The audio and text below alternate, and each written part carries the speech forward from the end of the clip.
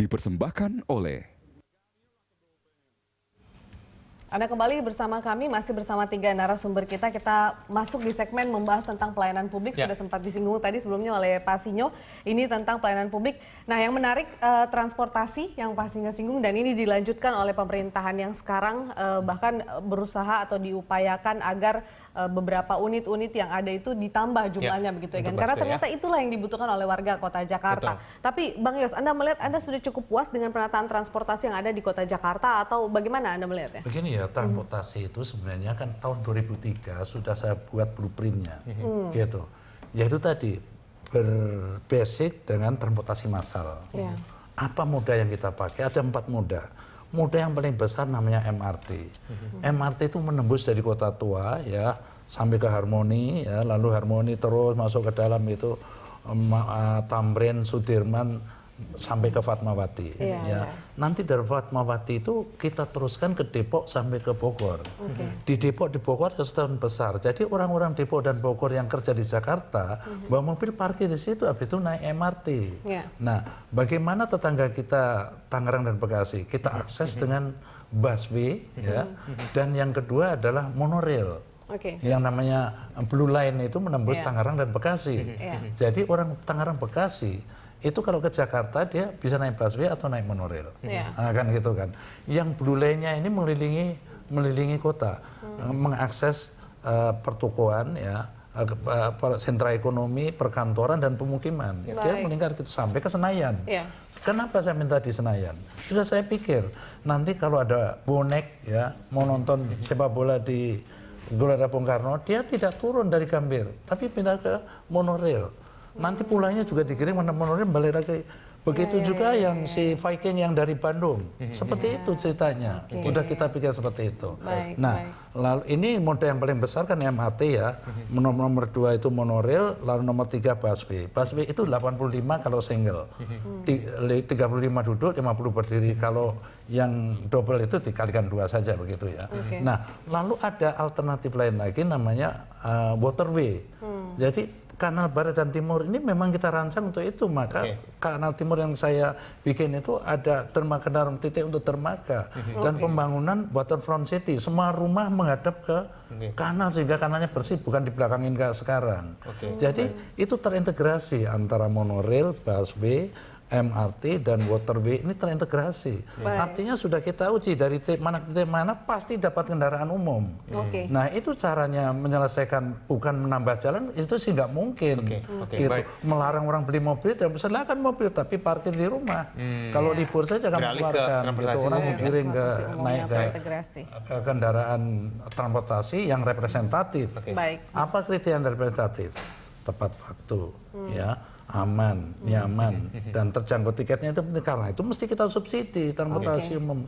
Di mana untung kita? Untung kita kendaraan diparkir di rumah sekian juta, berapa galon setiap hari kita hemat. Itu keuntungannya. Saya ke Mas Yoga, kalau saya cermati dalam debat tadi yang banyak berbicara mengenai MRT itu Anies dan juga Ahok ya, kalau saya tidak salah. Anies tadi semua kedua pasangan calon ini sepakat bahwa perlu adanya moda transportasi massal, begitu ya, ada MRT dan juga LRT. Apa pencermatan Anda dalam debat tadi? Ya, sebenarnya catatan saya ada 3 sebenarnya poinnya. Yang pertama tadi bagaimana yang sudah dijelaskan Bang Yos sebenarnya, tapi poinnya bagaimana mengintegrasikan sistem transportasi massal kita dengan tata ruang kota kita.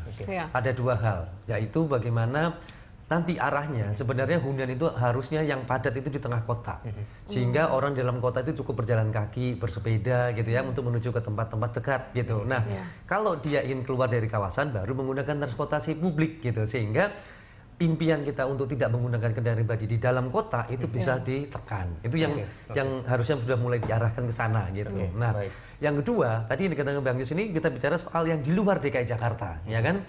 Bagaimana orang di luar DKI Jakarta menuju ke tempat Jakarta tadi dimudahkan dengan transportasi massal. Nah ini isimnya harusnya ada integrasi tadi gitu. Nah integrasi ini yang kita harapkan nanti di bahasan berikutnya lebih didetailkan. Nah terkait dengan itu, ini terkait juga dengan masalah yang lain, yaitu bagaimana pengelolaan sampah dan air bersih umpamanya. Nah ini juga mengingatkan kembali apa yang sudah pernah digagas oleh Bang Yos tentang megapolitan. Tadi sayangnya kita belum masuk ke sana dalam hal penataan kota, pelayanan publik itu masih berpikir di wilayah DKI Jakarta. Padahal yang dibahas tadi itu suka tidak suka terkait dengan masalah di Jabodetabek sebenarnya. Contoh paling mudah soal sampah. Sampah ini kan kita masih berkutat dengan TPA Bantar Gebang gitu kan. Seluruh Jakarta di TPA Bantar Gebang. Kok nggak ada rencana umpamanya bersama dengan daerah selatannya, dengan Bogor umpamanya, dengan daerah Depoknya, dengan daerah Tangerang, kan bisa mengurangi. Tadi Mpok Silvi sudah mulai menyinggung sedikit dengan pengolahan sampah di tingkat paling kecil, RT RW kelurahan. Oke, tapi secara umum juga harus meningkatkan bagaimana dengan daerah sekitarnya.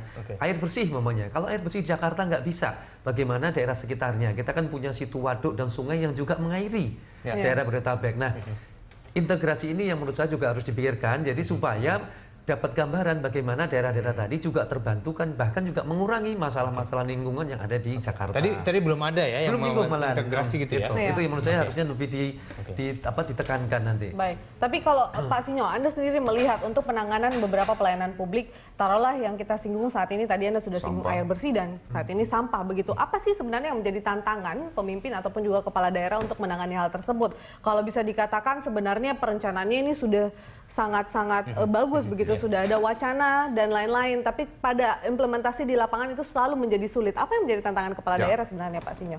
Pada waktu saya masih menjabat, saya paling senang mendengar kalau bupati, wali kota melaporkan sampahnya meningkat.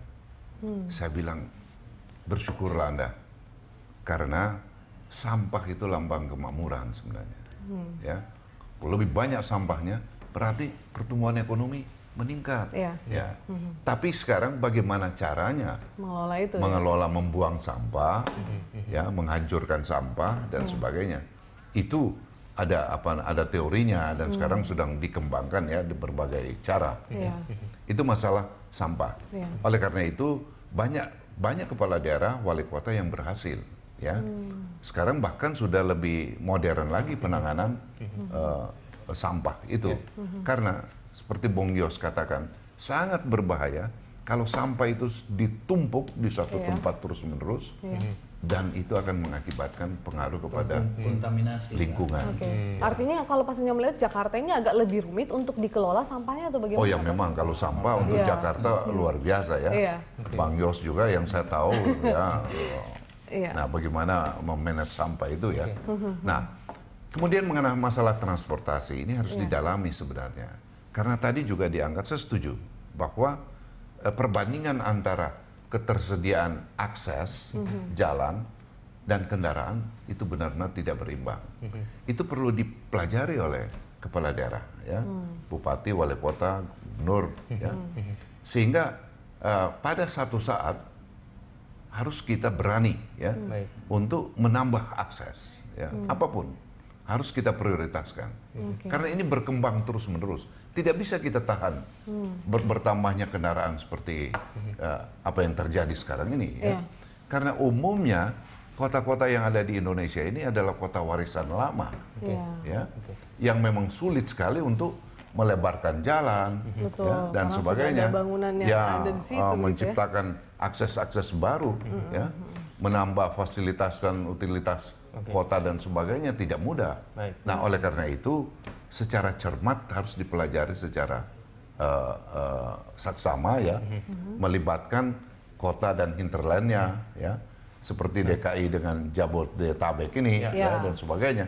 Itu satu solusi yang sangat tepat. Pastinya, tapi kan kalau kita bicara kajian ini sebetulnya kajian sudah ada lama begitu, tapi kan kemudian kadang-kadang tertunda ataupun kadang-kadang ada polemik pada saat di pengerjaan. Nah, ini khusus kita bicara DKI Jakarta ini kan pasti mungkin tantangannya juga berbeda dengan wilayah lain. Tapi sebenarnya bukan hanya DKI, seluruh kota di Indonesia harus diakui bermasalah mengenai sampah. Ya. Bung Yos katakan sampah memerlukan lahan yang besar, ya, untuk pengolahannya, ya. Nah, oleh karena itu tanpa kerjasama antara kota dan hinterlandnya dan kabupatennya, ini sulit dipecahkan. Oke. Dan itu memang tugas kepala daerah untuk merangkul mereka semua begitu ya. Tapi Bang Yos, kalau kita bicara tentang transportasi, artinya kan memang kalau dilihat dari konsepnya memang sepertinya sudah sangat memikirkan banyak hal yang sebaiknya atau yang akan dialami oleh warga di Kota Jakarta. Tapi dalam pengadaannya ini, Bang, kan kita juga sering terkendala banyak tuh berita-berita tentang pengadaan bus Transjakarta ataupun juga mungkin saat ini pembangunan MRT yang waktu itu masih ada polemik siapa yang akan menangani, siapa yang akan menghandle, itu memang selalu dirasakan oleh kepala daerah di Jakarta ya Bang. Artinya memang banyak kepentingan. Masalah teknis saja kan. Yang penting konsepnya itu sudah ada. Jadi gubernur-gubernur berikutnya itu harus melanjutkan itu gitu. Kecuali dia kaji memang ini tidak relevan lagi. Pada saat masih relevan harus dilanjutkan. Kalau dia ngarang lagi ya nggak akan pernah jadi itu barang kan gitu kan. Nah, masalah transportasi itu sekali lagi bahwa tetangga kita ini juga pengaruhnya besar sekali. Sekarang hitung aja ya, 2003 zaman saya kita survei 600.000 kendaraan. 2003 berarti kan 14 tahun lalu. Dengan kendaraan bertambahnya seperti wah nggak terkendali seperti itu. Sekarang udah jutaan kan. Dan pertanyaan tuh saya kejar kepada tim nih setelah survei, kenapa kok mereka nekat bawa kendaraan masing-masing?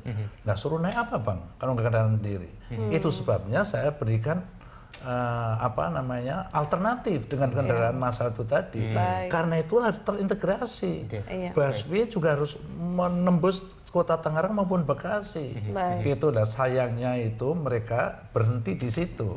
Itu sebabnya timbul wacana megapolitan. Ternyata kok di negeri ini paling sulit itu koordinasi saja, itu paling sulit. Nah, kalau megapolitan ada pengendalinya di atas, dia dipaksa melakukan itu. Dan saat ini ya saya rasa tetangga kita Depok Tangerang Bekasi itu hanya dapat racunnya aja dari ibu kota. Tetapi dengan megapolitan saya yakini dia akan dapat madunya. Gitu, karena kita akan moratorium. Jakarta ini sudah nggak ada lahan lagi, sudah jangan bangun-bangun lagi. Pasti dia akan lari ke tetangga kita. Artinya menjadi lakukan bikin rumah, bikin kantor bank di mana-mana di tetangga kita. Itu maksud megapolitan. Baik, Mas Yoga, kita sudah bahas transportasi tadi kemudian dan juga sampah. Kalau misalnya untuk penyediaan air bersih untuk semua warga DKI Jakarta saat ini, bagaimana? Mas Ini kan masalah air bersih ya. Sebenarnya ada dua persoalan mendasar kita. Pertama adalah ketersediaan air bersih di kota Jakartanya sendiri, supply-nya gitu kan. Sementara pada saat bersamaan kalau kita bicara pada saat musim hujan ataupun banjir, justru terlalu banyak air yang terbuang. Nah ini menurut saya perlu manajemen yang lebih bagus lagi. Nah ini kita harapkan di paslon 1, 2, 3 tadi menawarkan bagaimana untuk menjaga keberlanjutan airnya tadi. Sejauh ini dari pasangan Ahok Jarot hanya mengatakan masih baru penggaungan manajemen aja tentang pengolahan air limbah dan juga air minum ya. Kita butuhkan sebenarnya. Oke, baik, kita masih ada satu segmen lagi. Ya, namun sayang sekali Pak Sinyo ada acara lanjutan di tempat lain. Mungkin Pak Sinyo sebelum kita jeda, sebelum kita akhiri dialog dengan Anda, ada yang ingin Anda sampaikan dalam debat Pilgub DKI Jakarta yang mungkin masih ada satu lagi, ketiga kalinya ya nanti ke depan. Silakan Pak Sinyo. Yang ingin saya sampaikan bahwa saya bangga dengan adanya debat yang kedua ini, dan mudah-mudahan yang ketiga lagi tentu lebih semarak lagi. Ya. Ini adalah satu kehidupan demokrasi kita yang harus kita rawat dengan lebih baik lagi di waktu-waktu yang akan datang. Berikan kesempatan kepada mereka, para calon-calon kita, calon-calon pemimpin kita, dan tentu kita harapkan debat berikut ini akan lebih semarak lagi sebagaimana juga yang dibutuhkan oleh orang banyak ya. Mereka ingin menonton satu pertarungan tanda kutip yang tentu positif ya, yang tidak lain untuk menemukan solusi-solusi apa yang nanti untuk menjadi bekal daripada gubernur yang terpilih begitu ya. Gubernur terpilih nanti. Baik. Terima kasih Pak Sinyo telah hadir sama kami. Kita akan lanjutkan nanti dialog kita dengan Bang Yos dan juga Mas Yoga. Usai jeda berikut kami akan segera kembali.